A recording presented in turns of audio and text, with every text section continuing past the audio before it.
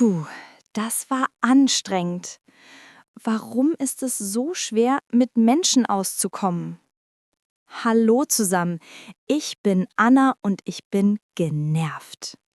Hallo Anna, das klang nach einem Streit. Ist alles in Ordnung? Hallo und herzlich willkommen zu unserem Podcast. Ich bin Lukas. Hallo Lukas. Nein, nichts ist in Ordnung. Ich habe mich gerade mit meiner besten Freundin gestritten. Wir haben uns angeschrien. Ich habe das Gefühl, unsere Beziehung ist nicht gesund, sie ist anstrengend. Das tut mir leid, Anna. Beziehungen sind Arbeit. Und das ist unser Thema heute, wie man gesunde Beziehungen aufbaut. Wir sprechen nicht nur über romantische Partner, wir sprechen über Freunde, Familie und Kollegen. Wir werden lernen, wie man Grenzen setzt, wie man richtig streitet und wie man Ich-Botschaften benutzt. Das ist eine sehr wichtige Lektion auf B1-Niveau für das soziale Leben. Glaubst du, wir können meine Freundschaft retten? Ich hoffe es. Aber zuerst müssen wir verstehen, was eine Beziehung gesund oder ungesund macht. Lass uns die Grundlagen analysieren. Anna, was ist das Fundament eines Hauses? Der Beton. Was ist das Fundament einer Beziehung? Es sind zwei Dinge, Vertrauen und Respekt. Ja, das weiß ich. Aber was bedeutet das konkret? Fangen wir mit dem Respekt an. Respekt bedeutet, dass man den anderen akzeptiert, wie er ist. Man versucht nicht, den anderen zu ändern. In einer gesunden Beziehung respektieren wir einander. Wir respektieren einander. Das ist ein reziprokes Pronomen, oder? Genau. Einander bedeutet uns gegenseitig. Wir hören einander zu. Wir helfen einander. Wir sind ehrlich zueinander. Ich glaube, meine Freundin und ich hören einander nicht zu. Wir sprechen nur über uns selbst, aber nicht miteinander. Das ist ein Problem. Ohne Zuhören gibt es keinen Respekt. Und das zweite Element, Vertrauen. Vertrauen bedeutet, dass du dich sicher fühlst. Du weißt, dass die andere Person dir nicht schaden will. Früher haben wir uns vertraut. Aber letzte Woche hat sie ein Geheimnis von mir weitererzählt. Jetzt ist das Vertrauen kaputt. Das ist schmerzhaft. Wenn das Vertrauen weg ist, ist es schwer, es zu reparieren. Aber es ist möglich. Es erfordert Ehrlichkeit. Denken Sie an eine wichtige Person in Ihrem Leben. Vertrauen Sie diese Person? Respektieren Sie einander?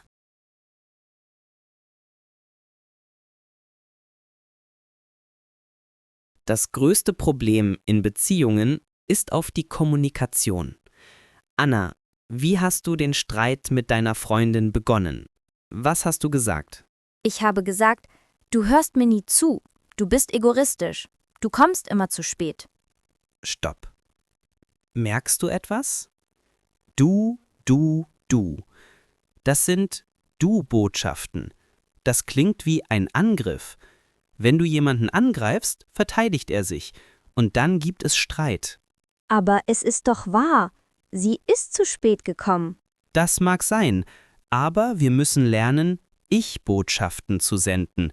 Wir sprechen über unsere Gefühle, nicht über die Fehler des anderen. Die Formel ist, ich fühle mich, Gefühl, wenn du, Handlung, weil, Grund. Okay, ich fühle mich, wenn du. Lass es uns probieren. Statt du kommst zu spät. Versuche es mit dem Gefühl. Bist du traurig? Bist du ärgerlich? Ich fühle mich ärgerlich, wenn du zu spät kommst, weil ich warten muss. Das ist viel besser. Das ist kein Angriff. Das ist eine Information über dein Gefühl. Ein anderes Beispiel? Statt Du bist egoistisch. Ich fühle mich verletzt, wenn du mich nicht fragst, wie es mir geht. Exzellent. Ich fühle mich verletzt. Ich ärgere mich. Lass uns das üben. Ich gebe dir einen Du-Satz. Du machst einen Ich-Satz. Satz 1. Du hilfst mir nie im Haushalt. Ich fühle mich, dass ich den Haushalt allein machen muss. Satz 2. Du schreist immer. Ich bekomme Angst, wenn du laut sprichst. Das ist Magie. Wenn Sie über Ihre Gefühle sprechen, kann die andere Person nicht sagen, das ist falsch. Ihre Gefühle sind immer wahr. Kommunikation ist wichtig, aber manchmal reicht Reden nicht. Manchmal muss man Grenzen setzen. Eine gesunde Beziehung hat Grenzen. Eine Grenze sagt, bis hierhin und nicht weiter. Grenzen, das fällt mir schwer. Ich sage oft Ja, obwohl ich Nein sagen möchte. Ich habe Angst, dass die Leute mich dann nicht mehr mögen. Das ist ein klassisches Problem, das People-Pleasing. Aber wenn du keine Grenzen hast, verlieren die Leute den Respekt vor dir. Wir benutzen den Konjunktiv 2, um Grenzen höflich, aber bestimmt zu setzen. Okay, Konjunktiv 2 für Höflichkeit. Szenario 1. Ein Freund will sich Geld leihen. Du willst ihm kein Geld geben. Wie sagst du Nein? Ich habe kein Geld. Eine Lüge. Nein, sei ehrlich. Benutze ich würde gerne, aber. Ich würde dir gerne helfen, aber ich verleihe grundsätzlich kein Geld. Perfekt. Das ist klar und nicht aggressiv. Szenario 2. Eine Kollegin bittet dich, ihre Arbeit zu machen. Du hast keine Zeit. Es tut mir leid, ich könnte das machen, aber dann würde ich meine eigene Arbeit nicht schaffen. Oder ich wäre froh zu helfen, wenn ich Zeit hätte, aber heute geht es nicht. Sehr gut. Wenn ich Zeit hätte. Konjunktiv 2, Vergangenheit, Hypothese. Grenzen setzen bedeutet auch, zu sagen, wie man behandelt werden möchte. Wenn deine Freundin dich anschreit, Dann sage ich möchte nicht, dass du mich anschreist. richtig, oder mit Konjunktiv 2, es wäre mir wichtig, dass wir ruhig sprechen. Ich würde es schätzen, wenn du nicht schreien würdest. Wir haben Grenzen gesetzt. Aber Streit passiert trotzdem. In einer gesunden Beziehung darf man streiten, aber man muss fair streiten. Das nennt man Streitkultur. Wie streitet man fair? Es gibt Regeln. Regel 1. Keine Beleidigungen, keine bösen Wörter. Regel 2. Beim Thema bleiben, nicht alte Probleme aus der Vergangenheit holen. Regel 3. Eine Pause machen, wenn es zu heiß wird. Ah, Regel 3 ist gut. Gestern habe ich geschrien, weil ich so wütend war. Ich hätte eine Pause machen sollen. Ich hätte machen sollen. Das ist ein Ratschlag an dich selbst in der Vergangenheit. Was hättest du sagen können? Ich hätte sagen können, ich bin zu wütend. Lass uns in einer Stunde sprechen. Genau, das ist emotional intelligent. Lass uns ein Versöhnungsgespräch üben. Der Streit ist vorbei. Ihr habt euch beruhigt. Was sagst du jetzt? Du musst dich vielleicht entschuldigen. Ja, entschuldigen ist schwer. Ich sage, es tut mir leid. Das ist der Anfang. Aber wofür? Es tut mir leid, dass ich geschrien habe. Nebensatz. Es tut mir leid, dass ich dich verletzt habe. Ich wollte nicht, dass du traurig bist. Und dann suchst du einen Kompromiss. Wie können wir das Problem lösen? Was schlägst du vor? Okay, Lukas, es tut mir leid, dass ich gestern ungeduldig war. Ich war gestresst.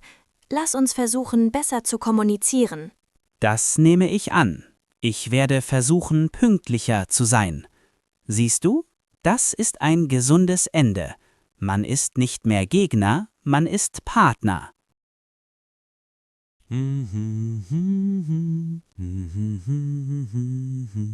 Wir haben viel über Probleme gesprochen. Aber eine gesunde Beziehung braucht vor allem Positives. Sie braucht Wertschätzung. Das bedeutet, Danke zu sagen. Das ist schön. Ich mag Komplimente. Es geht nicht nur um Komplimente über das Aussehen. Du bist hübsch. Es geht um Komplimente über den Charakter oder Handlungen. Wir benutzen die Präposition für. Ich danke dir für. Ich danke dir für deine Hilfe. Ich danke dir für deine Geduld. Ich danke dir für das leckere Essen. Sehr gut. Oder ich schätze es, dass. Ich schätze es, dass du immer zuhörst. Ich schätze es, dass du mich zum Lachen bringst. Wann haben Sie das letzte Mal Danke gesagt? Nicht für das Salzreichen, sondern für etwas Wichtiges. Wir müssen das Konto füllen. Stell dir die Beziehung wie ein Bankkonto vor. Jeder Streit ist eine Abhebung, Minus. Jedes Lob ist eine Einzahlung, Plus. Eine gesunde Beziehung muss immer im Plus sein. Das ist ein tolles Bild. Meine Beziehung mit meiner Freundin ist gerade im Minus. Ich muss dringend etwas einzahlen. Ich sollte sie anrufen und ihr etwas Nettes sagen. Konjunktiv 2, Ratschlag. Ja, was könntest du sagen? Ich bin froh, dass wir Freundinnen sind, obwohl wir uns manchmal streiten. Wunderschön. Das ist B1-Grammatik mit viel Herz. Obwohl wir uns streiten. So, Anna. Wir haben deine Beziehungskrise analysiert. Wir haben über Vertrauen, Kommunikation, Grenzen, Streit und Dankbarkeit gesprochen. Jetzt kommt die große Zusammenfassung. Ich bin bereit. Ich habe einen Plan. Anna, ich stelle dir Fragen.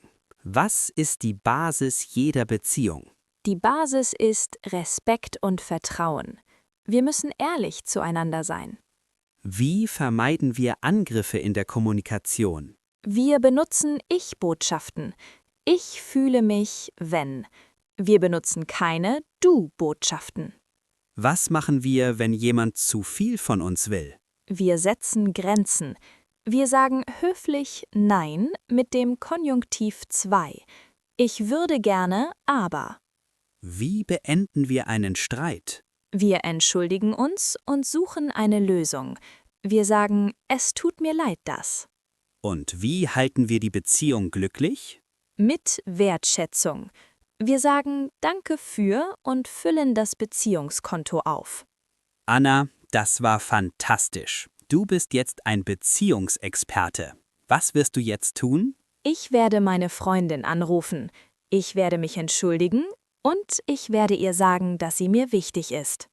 Ihre letzte Mission. Es ist eine Herzensangelegenheit. Schreiben Sie einer Person, die Sie mögen, eine Nachricht. Benutzen Sie eine Ich-Botschaft oder ein Dankeschön. Ich bin froh, dass oder Danke für. Und schreiben Sie uns in die Kommentare. Welche Eigenschaft ist für Sie in einer Beziehung am wichtigsten? Ehrlichkeit? Humor? Geduld? Wir freuen uns auf Ihre Antworten. Vielen Dank für diese Therapiesitzung, Lukas.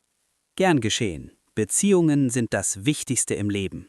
Pflegen Sie sie gut. Auf Wiedersehen. Tschüss und vertragt euch.